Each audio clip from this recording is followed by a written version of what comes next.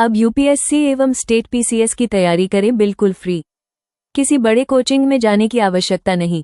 यहां आपको यूपीएससी एवं स्टेट पीसीएस के जीएस सिलेबस का संपूर्ण कवरेज प्राप्त होगा। अभी सब्सक्राइब करें। Hello aspirants, good evening. आप सभी का स्वागत है कौटिल्य पीसीएस के इस यूट्यूब प्लेटफॉर्म पर। हम डिस्कस कर रहे हैं क्लास 7 हिस्ट्री एनसीईआरटी को, है ना। एनसीईआरटी क्लास 7 को हम लोग डिस्कस कर रहे हैं और ये है हमारा चैप्टर नंबर 3। चैप्टर नंबर 3 जो है ये संबंधित है दिल्ली के बारे में जानकारी देगा, क्योंकि दिल्ली एक महत्वपूर्ण शहर के रूप में उभरा 12वीं शताब्दी में, और लगभग 15वीं शताब्दी के बाद भी, मतलब जब तक समझ लीजिए कि फिर अंग्रेज आ गए, मॉडर्न इंडिया में भी दिल्ली का बहुत बड़ा रोल रहा है हमारे इतिहास में। और आज भी आप जानते हैं दिल्ली हमारे देश की राजधानी है। तो हम दिल्ली से संबंधित महत्वपूर्ण इतिहास को आज पढ़ने वाले हैं, उसका एक ओवरव्यू लेने वाले हैं, और फिर जब हम अगले क्लास में डिस्कस करेंगे तो वहां प्रत्येक राजवंश के बारे में जो कि सल्तनत काल में आए उनके बारे में बिल्कुल डिटेल से पढ़ेंगे। आज का ये चैप्टर बहुत इंपॉर्टेंट होने वाला है, बहुत ध्यान से देखना होगा, क्योंकि आज इस चैप्टर से संबंधित 14 एमसीक्यू आपके लिए लाया गया है। हर दिन 9 या 10 लाया जाता था। आज का चैप्टर इतना इंपॉर्टेंट है, 2-3 सवाल तो मैंने छोड़ दिया है ना। तो आज 14 महत्वपूर्ण प्रश्न आपके लिए रहने वाले हैं। हम इसे शुरू करेंगे, लेकिन शुरू करने से पहले अगर आपने हमारे चैनल को सब्सक्राइब नहीं किया है तो इसे प्लीज सब्सक्राइब कर लें, अपने दोस्तों के साथ शेयर कर दें और फटाफट से शेयर करके वापस आ जाए ताकि हम इसे कंप्लीट कर सके, है ना। आगे बढ़ते हैं और शुरू करते हैं। जैसा कि मैं बार बार कहता हूं, जो इंपॉर्टेंट फैक्ट है, जो इंपॉर्टेंट चीजें हैं जो हमें जाननी चाहिए परीक्षा की दृष्टि से, हम उस पे ही बात करेंगे, है ना। पूरा चैप्टर को लाइन बाय लाइन पढ़ के कोई फायदा तो है नहीं, इसलिए हम जो इंपॉर्टेंट तथ्य हैं, इंपॉर्टेंट महत्वपूर्ण फैक्ट्स हैं, हम उसी पे बात करेंगे। तो पहला है कि दिल्ली जो है एक महत्वपूर्ण शहर बन गया कब? 12वीं शताब्दी में। ऐसा टाइम पीरियड भी आपसे पीसीएस वगैरह में पूछा जा सकता है। तो दिल्ली एक महत्वपूर्ण शहर बन गया 12वीं शताब्दी में, और 12वीं सदी के मध्य में तोमरों को अजमेर के चौहानों ने हराया और दिल्ली पर अधिकार कर लिया। तो दिल्ली महत्वपूर्ण शहर बनता है, किसके अधीन था उस समय?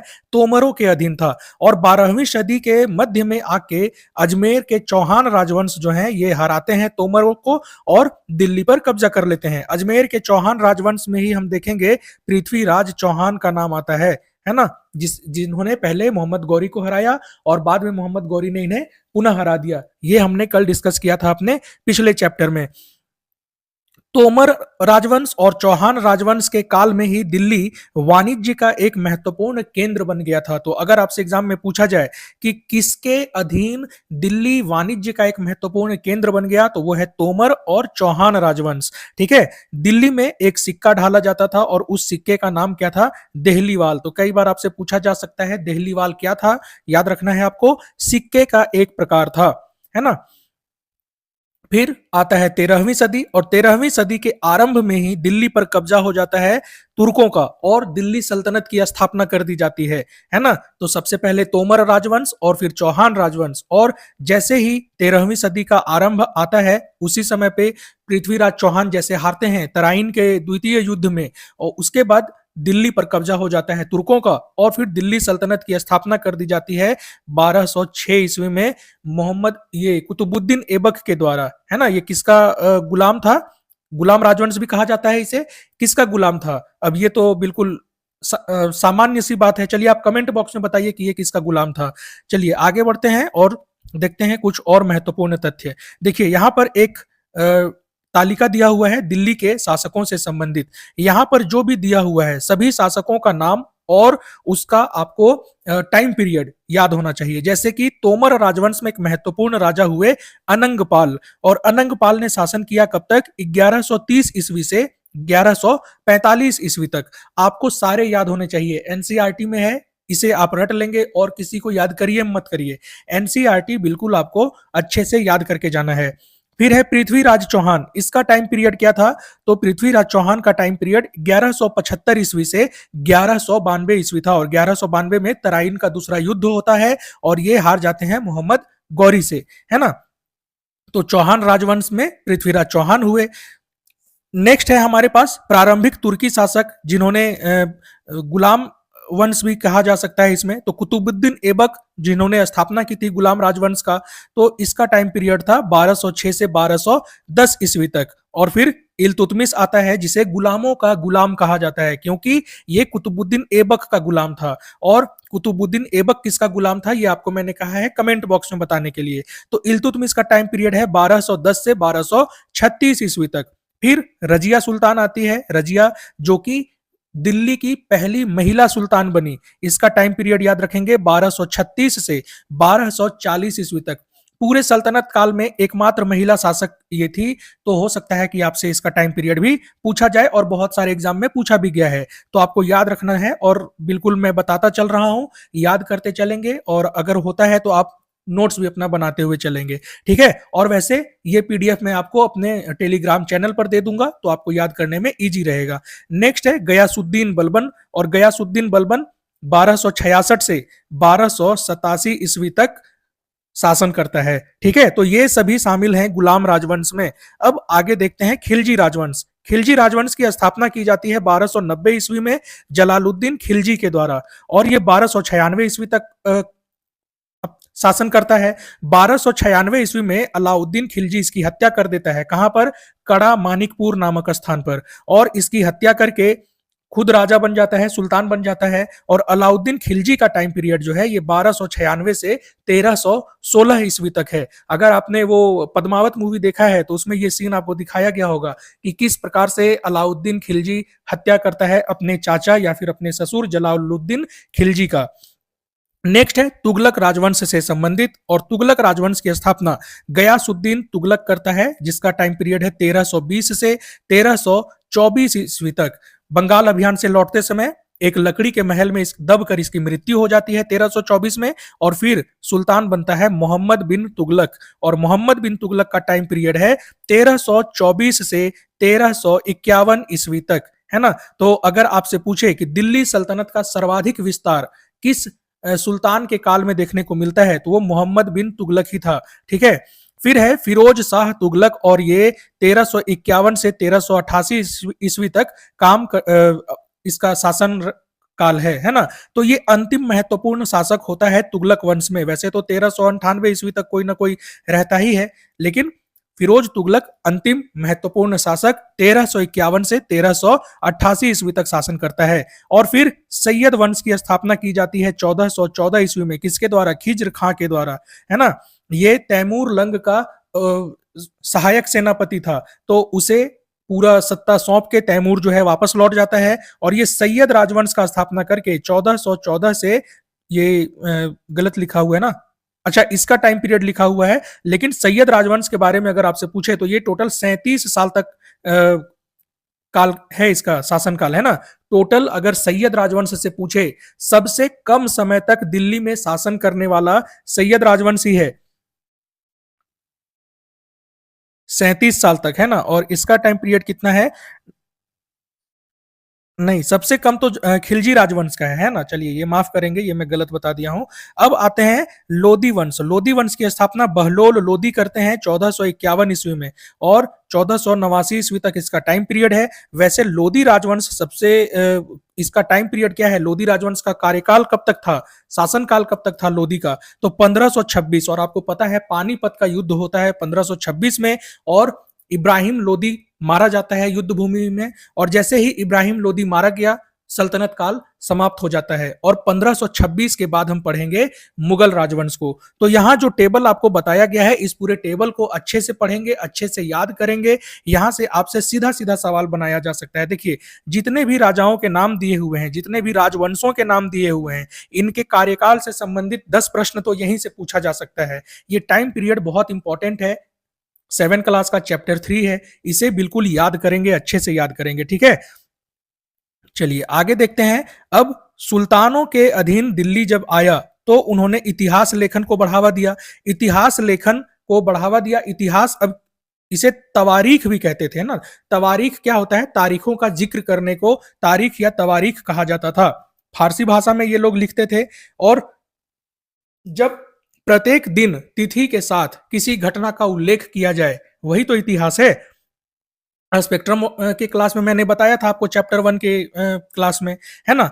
तो वही तवारीख कहा जाता था फारसी भाषा में। और तवारीख लिखने वाले कौन थे? तो वो बहुत सुशिक्षित व्यक्ति होते थे। लिखेगा कौन? जो अच्छे से पढ़ा लिखा होगा।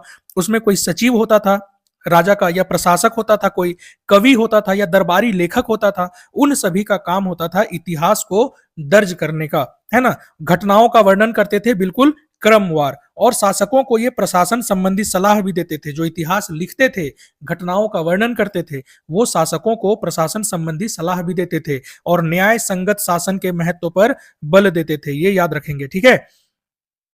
अब तवारीख के लेखक रहते कहाँ थे? नगरों में। ग्रामीण क्षेत्रों में नहीं रहते थे, नगरों में रहते थे, है ना? क्योंकि उन्हें रहना होता था शासक के साथ। शासक के साथ रहेंगे तभी तो उन्हें हर घटना की जानकारी मिल सकेगी।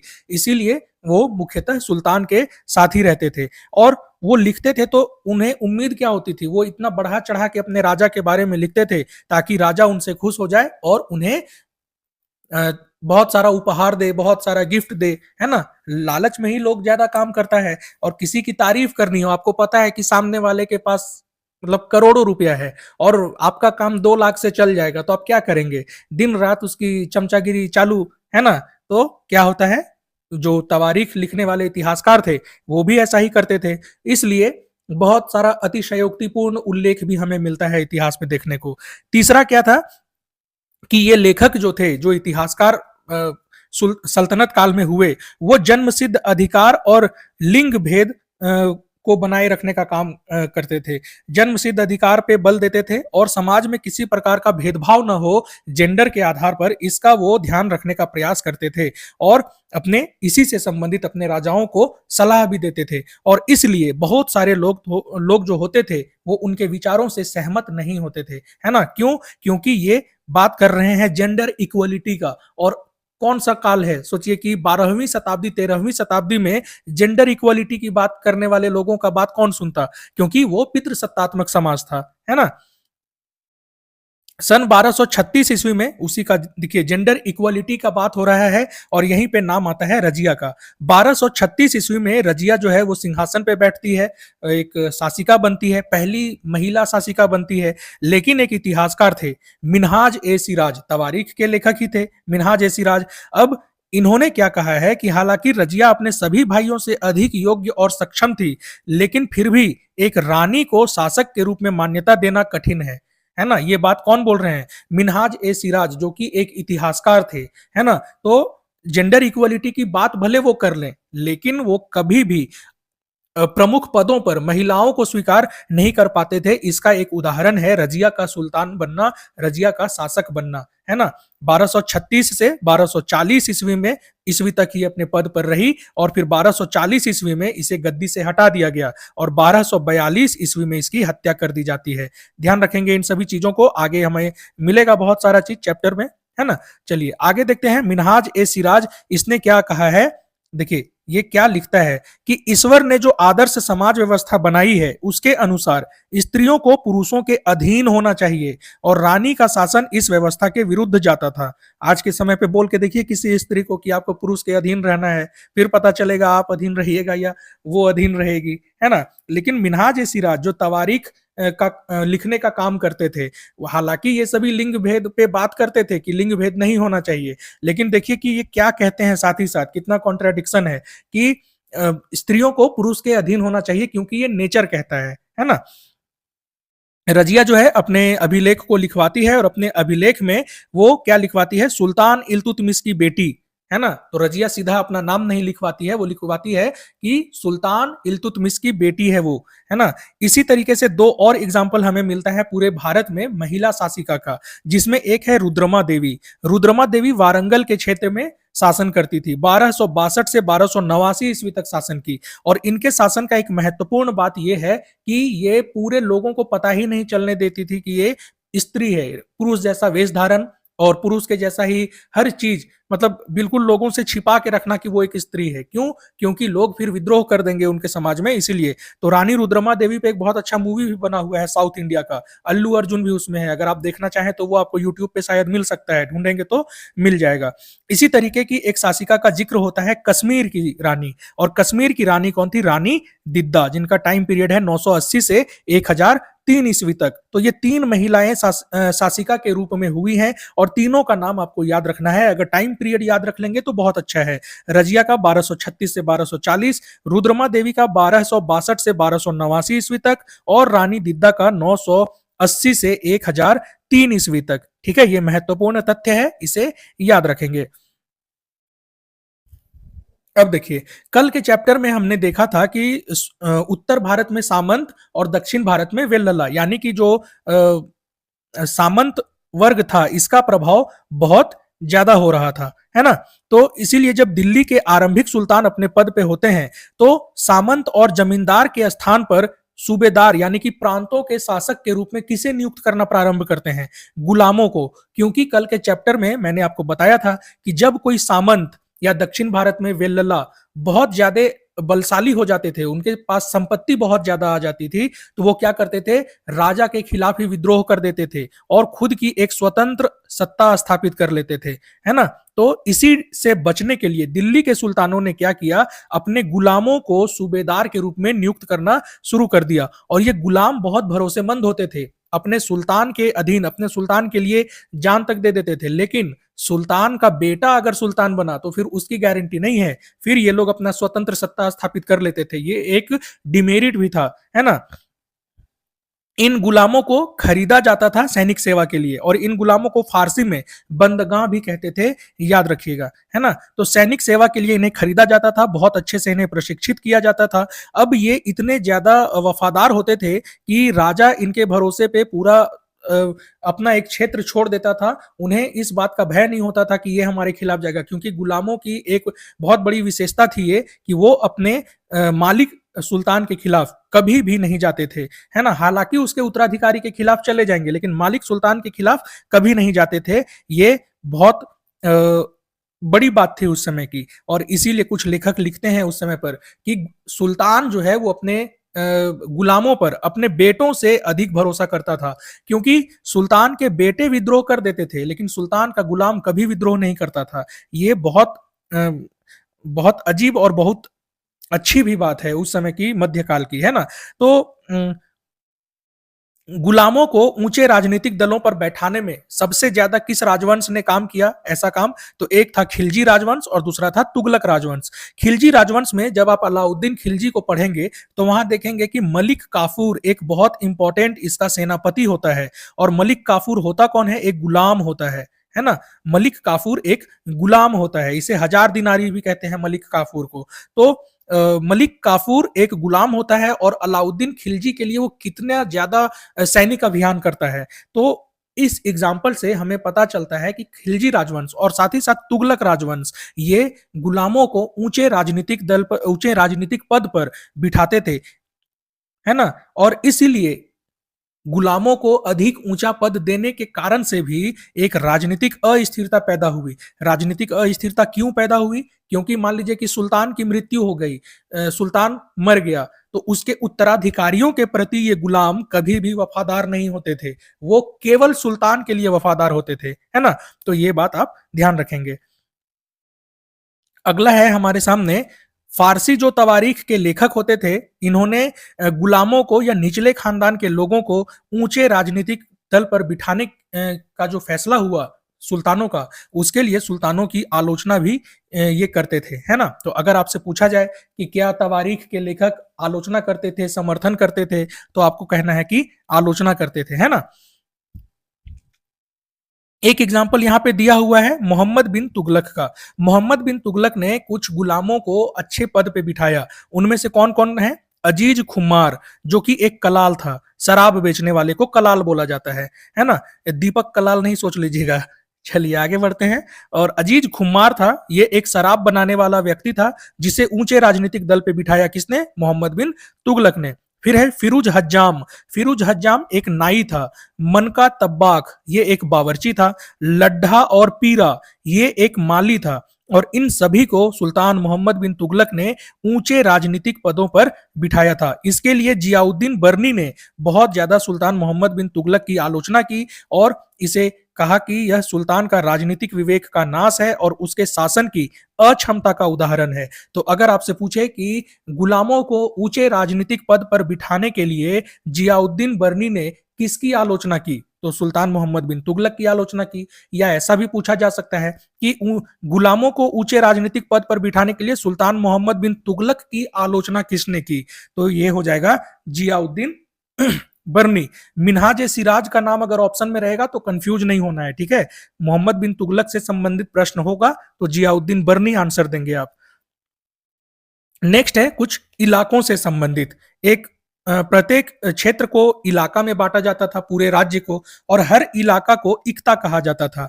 इक्ता में कुछ प्रशासनिक पद होते थे जिन्हें इक्तादार या मुक्ति कहते थे। इक्ता को संभालने के लिए जो प्रमुख व्यक्ति नियुक्त किया जाता था उसे इक्तादार या मुक्ति कहते थे। इक्ता क्या है? एक प्रशासन प्रांत का एक क्षेत्र है ना, उसे इक्ता कहते थे। इक्ता में जो मुक्ति या इक्तादार होते थे उनका काम क्या था? सैनिक अभियानों का नेतृत्व करना, अपने क्षेत्र में कानून व्यवस्था को बनाए रखना, अपने क्षेत्र से राजस्व की वसूली करना और उसी राजस्व वसूली से अपना वेतन भी ये लोग प्राप्त करते थे और अतिरिक्त राजस्व जो होता था उसे राजा के कोष में जमा करवाते थे, है ना। अब इन लोगों पर नियंत्रण रखने के लिए कुछ कदम उठाया गया, इक्तेदार और मुक्ति, ताकि ये सामंतों की तरह अधिक शक्तिशाली ना हो जाए, इसीलिए कुछ तरीका निकाला गया। और तरीका क्या निकाला गया कि इनके पद को वंशानुगत नहीं किया गया। आपसे पूछा जा सकता है कि क्या इक्तेदारों का पद वंशानुगत था? तो नहीं, उन्हें किसी एक क्षेत्र में ज्यादा दिन तक रहने ही नहीं दिया जाता था, ट्रांसफर कर दिया जाता था। थोड़े थोड़े समय के बाद ही उनका एक जगह से दूसरे जगह तबादला कर दिया जाता था, ताकि वो लोग ज्यादा शक्तिशाली ना हो सके। और इक्तेदार और मुक्ति पर नियंत्रण रखने के लिए क्या किया गया? एक अधिकारी का नियुक्ति किया जाता था जो ये देखता था कि कहीं वो इक्तेदार या मुक्ति जितना तय किया गया है उससे ज्यादा राजस्व तो नहीं वसूल रहा है ना, या जितना तय किया गया है उससे ज्यादा सैनिक तो नहीं रख रहा है। क्योंकि अगर अधिक इसकी आय हो जाएगी या अधिक मात्रा में ये सेना रख लेगा तो एक समय को पलट के ये सुल्तान के ही विरोध में चला जाएगा, है ना, क्योंकि किसे पसंद नहीं अपना पावर बढ़ाना। इसीलिए ये सारे उपाय किए गए इक्तेदारों को नियंत्रित करने के लिए। इक्तेदार का पद वंशानुगत नहीं है, ये आप याद रखेंगे। अलाउद्दीन खिलजी के शासनकाल में भू राजस्व का निर्धारण और वसूली का कार्य जो है राज्य के नियंत्रण में ले लिया गया।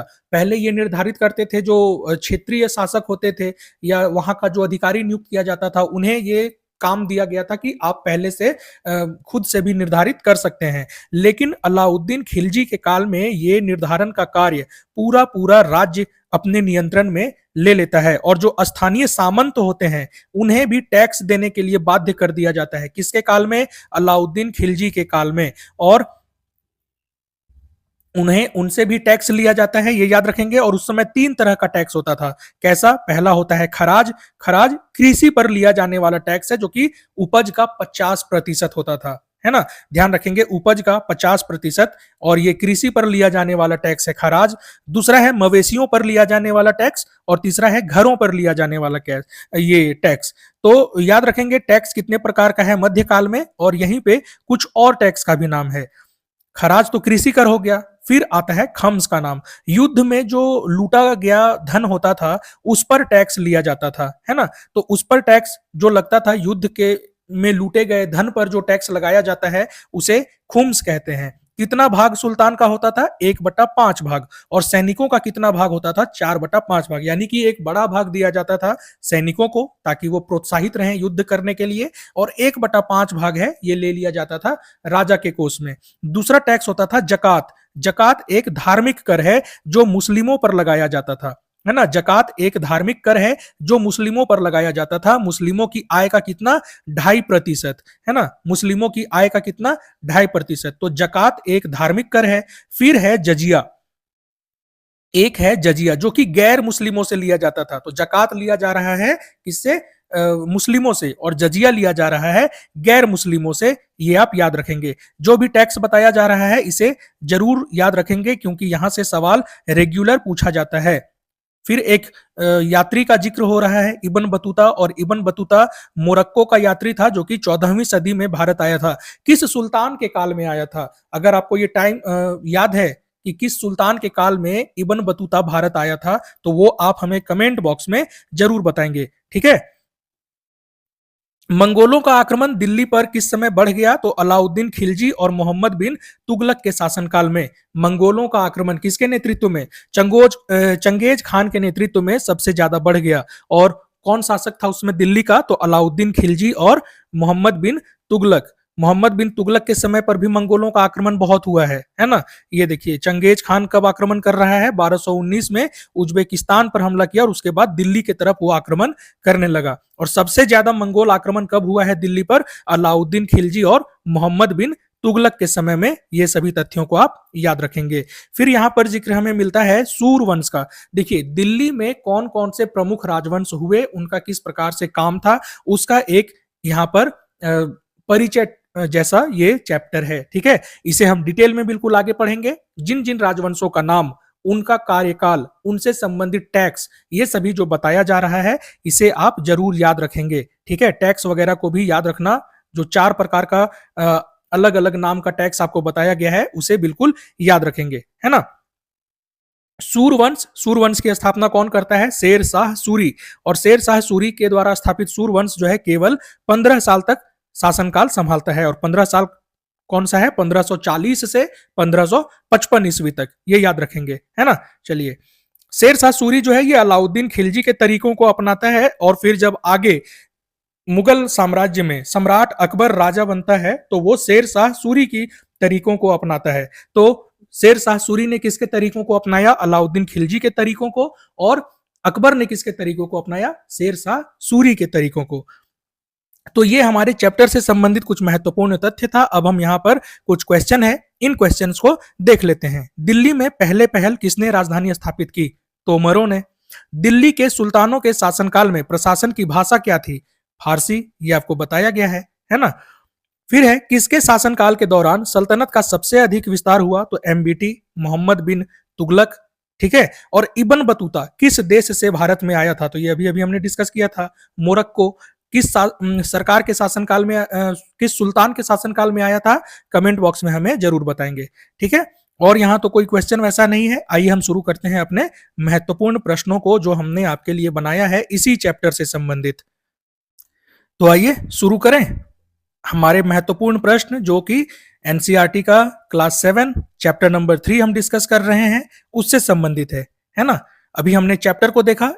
अब ये एमसीक्यू सेशन को देखने से पहले आपके लिए एक इंफॉर्मेशन है कि हम आपके लिए एक एनसीईआरटी का फाउंडेशन बैच चला रहे हैं, जिसमें फिलहाल हम क्लास 7 का, आज पॉलिटी हमारा खत्म हो गया है और हिस्ट्री का ये चैप्टर नंबर 3 चल रहा है। और हम इसे पूरे 6 से लेकर 12 क्लास तक पूरा करने वाले हैं। तो अगर आप तैयारी कर रहे हैं किसी भी एग्जाम की, चाहे वो यूपीएससी हो, बीपीएससी हो, कोई भी स्टेट पीसीएस हो, तो अगर आप तैयारी कर रहे हैं तो ये फाउंडेशन बैच आपके लिए भी बराबर रूप से महत्वपूर्ण रहने वाला है। हमारे चैनल को जरूर से सब्सक्राइब कर लें, अपने दोस्तों के साथ शेयर कर दें और फटाफट से वापस आ जाएं ताकि हम इसे कंप्लीट कर सकें अपने एमसीक्यू के सेशन को। पहला प्रश्न है हमारे सामने, किस समयावधि में दिल्ली एक महत्वपूर्ण शहर के रूप में उभरा? आपके सामने ऑप्शंस हैं, 9वीं शताब्दी, 10वीं शताब्दी, 11वीं शताब्दी या फिर 12वीं शताब्दी। तो इसका सही आंसर क्या हो जाएगा? ऑप्शन डी, 12वीं शताब्दी। फिर 12वीं शताब्दी के मध्यकाल में चौहानों ने हरा दिया किसे? तोमर को। और 13वीं शताब्दी के प्रारंभ में तुर्कों ने हरा दिया चौहानों को। इस प्रकार से फिर दिल्ली सल्तनत की स्थापना हो जाती है 13वीं शताब्दी में, है ना। तो प्रत्येक क्वेश्चन के बाद वीडियो को पॉज करके पहले खुद से आंसर देंगे और फिर आप मिलाएंगे कि आपका आंसर कितना सही हो रहा है।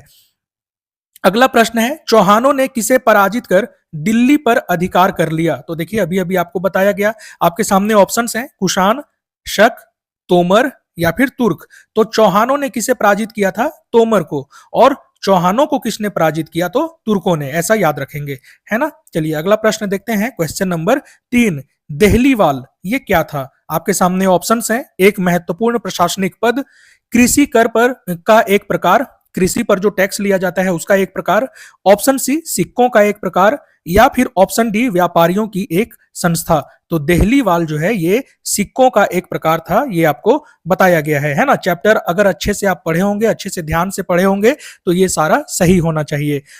अगला प्रश्न है क्वेश्चन नंबर 4, कुतुबुद्दीन ऐबक निम्नलिखित में से किस अवधि में दिल्ली का सुल्तान रहा? कुतुबुद्दीन ऐबक गुलाम वंश का संस्थापक था। आपको बताना है इसका टाइम पीरियड क्या था। आपके सामने ऑप्शंस हैं 1192 से 1206 ईस्वी, 1175 से 1192 ईस्वी, 1206 से 1210 ईस्वी और ऑप्शन डी 1210 से 1236 ईस्वी। इसका सही आंसर क्या हो जाएगा? क्वेश्चन नंबर 4 का आंसर सी हो जाएगा, है ना। 1206 से 1210 ईस्वी। और फिर कुतुबुद्दीन ऐबक 1210 ईस्वी में चौगान खेलते समय घोड़े से गिरकर इसकी मृत्यु हो जाती है ना। ये याद रखेंगे। आगे बढ़ते हैं और देखते हैं क्वेश्चन नंबर 5। पांचवा प्रश्न है, दिल्ली की प्रथम मुस्लिम महिला शासक रजिया का कार्यकाल क्या था? आपके सामने ऑप्शंस हैं। ऑप्शन ए 1206 से 1210 ईस्वी, ऑप्शन बी 1210 से 1236 ईस्वी, ऑप्शन सी 1236 से 1240 ईस्वी और ऑप्शन डी 1266 से 1287 ईस्वी। क्या हो जाएगा आंसर? ऑप्शन सी 1236 से 1240 ईस्वी। अगला क्वेश्चन देखने से पहले आपको बता दूं कि अगर आप ये पीडीएफ चाहते हैं तो डिस्क्रिप्शन बॉक्स में लिंक दिया हुआ है, आप उस लिंक से हमारे टेलीग्राम चैनल को ज्वाइन कर सकते हैं। यूपीएससी और पीसीएस दोनों के लिए ग्रुप बनाया हुआ है, आप जिसे भी चाहें ज्वाइन कर सकते हैं। वहां ये पीडीएफ आपको बिल्कुल फ्री ऑफ कॉस्ट उपलब्ध करवा दिया जा रहा है। क्वेश्चन नंबर 6, खिलजी राजवंश की स्थापना कब की गई थी? इसका आंसर आप कमेंट बॉक्स में देंगे। ये मैं आपको नहीं बता रहा हूं क्योंकि ये आपको बताया गया है। अब आप बताएंगे कि खिलजी राजवंश की स्थापना कब की गई थी और किसके द्वारा की गई थी, ये भी आप कमेंट बॉक्स में जरूर बताएंगे, ठीक है। 7वां प्रश्न है, दिल्ली सल्तनत की प्रशासनिक भाषा क्या थी? ये भी आपको बताया गया है अच्छे से। आपके सामने ऑप्शंस है, हिंदी, उर्दू, फारसी और तुर्की। तो दिल्ली सल्तनत की प्रशासनिक भाषा क्या थी? फारसी, है ना। फारसी में इनका काम चलता था। 8वां प्रश्न है, तवारीख के लेखकों के संदर्भ में गलत कथन का चयन करें। आपके सामने ऑप्शंस हैं। पहला है कि वे सुशिक्षित व्यक्ति होते थे, दूसरा है वे शासकों को प्रशासन संबंधी सलाह देते थे, तीसरा है वे न्याय संगत शासन पर बल देते थे और चौथा है उनके विचारों से प्रायः सभी लोग सहमत होते थे। तो कौन सा कथन गलत है, आपसे ये पूछा जा रहा है। आंसर पहले खुद दीजिए फिर मिलाइए। आंसर हो जाएगा ऑप्शन डी, उनके विचारों से सभी लोग सहमत नहीं होते थे, है ना। क्योंकि आपको पता है ये जन्म सिद्ध अधिकार और लिंग भेद जैसे मुद्दों पर बात करते थे, इसीलिए इनसे लोग सहमत नहीं हो पाते थे, है ना। 9वां प्रश्न है, किसने लिखा, रजिया अपने सभी भाइयों से अधिक योग्य और सक्षम थी लेकिन फिर भी एक रानी को शासक के रूप में मान्यता नहीं दे पा रहे थे। तो ये किसने लिखा है आपको अच्छे से बताया गया है। आपके सामने ऑप्शंस हैं, मिन्हाज ए सिराज, अमीर खुसरो, इब्न बतूता और शम्स ए सिराज अफीफ। तो ये बात किसके द्वारा कही गई है? मिन्हाज ए सिराज के द्वारा कही गई है, ध्यान रखेंगे, ठीक है। अगला प्रश्न है, रानी रुद्रमा देवी और रानी दिद्दा क्रमशः किस क्षेत्र की रानी थी? आपके सामने ऑप्शंस हैं। हम सीधे बात करते हैं आंसर पे। इसका आंसर क्या हो जाएगा? रानी रुद्रमा जो है ये वारंगल की रानी थी और रानी दिद्दा जो है ये कश्मीर की रानी थी, है ना। रानी रुद्रमा का टाइम पीरियड क्या था? 1262 से 1289 ईस्वी तक। और रानी दिद्दा का क्या था? 980 या 83 से समथिंग 1003 ईस्वी तक इनका टाइम पीरियड था। तो ऐसे याद रखेंगे टाइम पीरियड को, बिल्कुल, है ना। चलिए क्वेश्चन नंबर 11 है हमारे सामने, सुल्तान मोहम्मद बिन तुगलक ने लड्ढा और पीरा को ऊंचे प्रशासनिक पदों पर बिठाया, वे मूलतः पेशे से क्या थे? अभी अभी आपके साथ डिस्कस किया गया है बहुत अच्छे से चैप्टर में। आपके सामने ऑप्शंस हैं। ऑप्शन ए माली, ऑप्शन बी बावर्ची, ऑप्शन सी नाई और ऑप्शन डी शराब बेचने वाला। तो लड्ढा और पीरा जो है वो माली हैं और बाकी कौन कौन थे ये सभी चैप्टर में डिस्कस किया गया है। अच्छे से जाके हमारे चैप्टर को आप देखेंगे। चलिए क्वेश्चन नंबर 12 है हमारे सामने, इक्ता के संदर्भ में निम्नलिखित में से सही कथन चुने। पहला है, यह सुल्तान के द्वारा धार्मिक लोगों को दान में दिया गया विशेष क्षेत्र था। दूसरा है, इस पर इक्तेदारों की नियुक्ति वंशानुगत रूप से की जाती थी। तीसरा है, मुक्ति सैन्य अभियानों का नेतृत्व करते थे एवं इक्ता में कानून व्यवस्था बनाए रखने का कार्य करते थे। और चौथा है इस पर किसी प्रकार का कर नहीं लगाया जाता था। सही कथन आपसे पूछ रहा है, क्या हो जाएगा इसका आंसर? Option C. अन्य सभी गलत हैं। ऑप्शन सी इसका सही आंसर है। हमने पूरे चैप्टर में आपसे डिस्कस किया है। नेक्स्ट है जकात क्या था? आपके सामने ऑप्शंस है, युद्ध में प्राप्त लूट का धन, ऑप्शन बी धार्मिक कर, ऑप्शन सी कृषि कर और ऑप्शन डी गैर मुस्लिमों से लिया जाने वाला कर। क्या हो जाएगा इसका सही आंसर? Option B. जकात एक धार्मिक कर था। युद्ध में जो धन लूटा जाता था उस पर जो टैक्स लिया जाता था उसे खुम्स कहते थे, है ना। कृषि पर एक कर लिया जाता था और गैर मुस्लिमों पर, तो गैर मुस्लिमों से जो लिया जा रहा है वो है जजिया। कृषि वाले को क्या कहते थे? खराज। याद रखेंगे, है ना। कृषि पर जो टैक्स लिया जा रहा है उसे क्या कहते थे? खराज। इन सभी चीजों को याद रखना होगा आपको। नेक्स्ट है प्रश्न, सूर्यवंश कितने समय तक अपना प्रभुत्व कायम रख सका? ये आपसे बहुत अच्छे से डिस्कस किया गया है और अगर आपने इसे ध्यान से सुना होगा तो 1540 से 1555 ईस्वी तक ये अपना शासनकाल बना के रख सके। सूर्य राजवंश, इसकी स्थापना शेर शाह सूरी के द्वारा की गई थी, तो केवल 15 वर्षों तक ये अपना प्रभुत्व कायम रख सके। ठीक है, तो हमारे एनसीईआरटी के फाउंडेशन बैच से जरूर जुड़े, हमारे चैनल को जरूर सब्सक्राइब कर लें। आपके कोई दोस्त अगर तैयारी कर रहे हैं हिंदी मीडियम से, यूपीएससी, बीपीएससी या फिर किसी भी स्टेट पीसीएस का, चाहे वो जेपीएससी हो, तो आप अपने दोस्तों के साथ इसे जरूर शेयर करें, है ना। पढ़ते रहें, मस्त रहें। मिलते हैं अगले चैप्टर में। अपना ध्यान रखें। Thank you. जय हिंद।